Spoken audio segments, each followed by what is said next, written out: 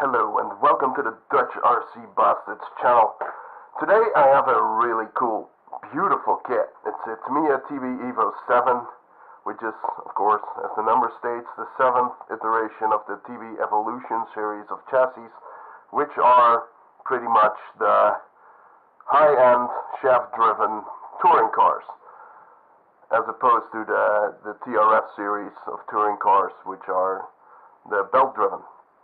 The cool thing about this one is that at first it has a lot of aluminum, like an aluminum lower deck, aluminum motor mount, aluminum lower bulkhead, aluminum steering linkage, says it on the box. But the best thing is this, that you can mount the motor at 3 different positions. The box shows only 2, as far as I can see. Oh no, it shows all 3. So you can mount it all the way in front, a little to the center, or all the way in the back, as it is normally done on a touring car, 4-wheel drive. But you can also move the servo both left and right. That is just really cool, and actually the main reason why I bought this. So let's get this shrink wrap off and see what's inside the box.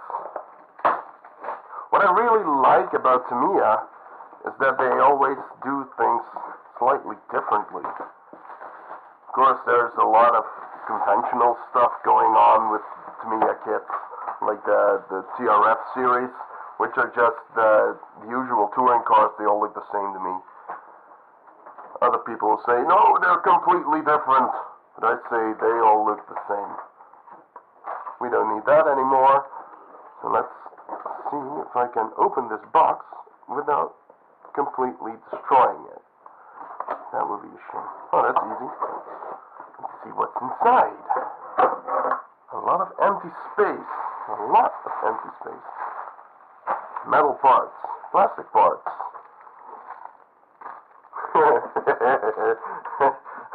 I'm not used to seeing this. This is the only plastic parts tree as far as I can see.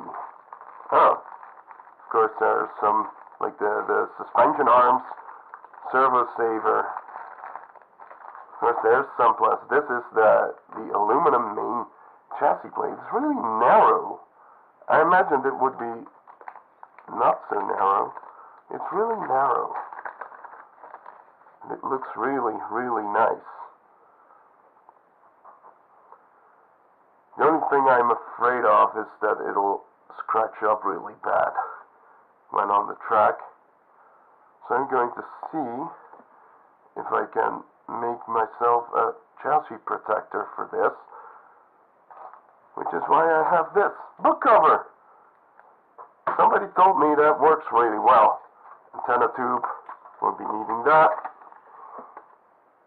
A correction to the manual. Oh, Tamiya. You always do that. This is probably a safety. Yes. We don't need that. Some stickers. That's cool. We'll be using those. And of course, the manual. Now let's get rid of this box.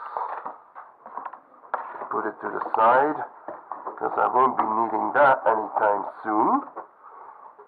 There's a lot of crap lying around here. Let's see what's in this bag. A lot of stuff. A lot of stuff. Front bumper, always good to have. These are the cover plates for the bulkheads, which I saw earlier. Dampers, partially assembled already.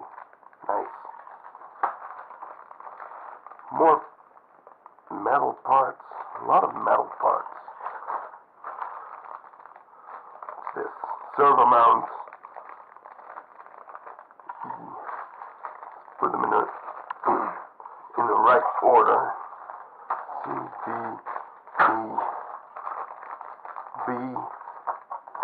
We'll be needing that.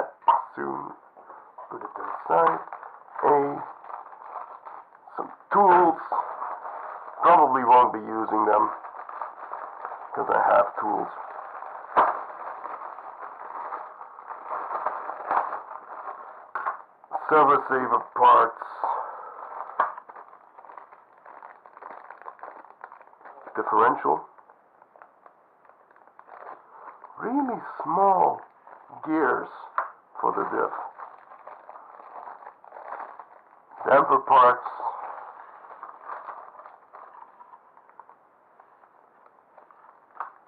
more gears,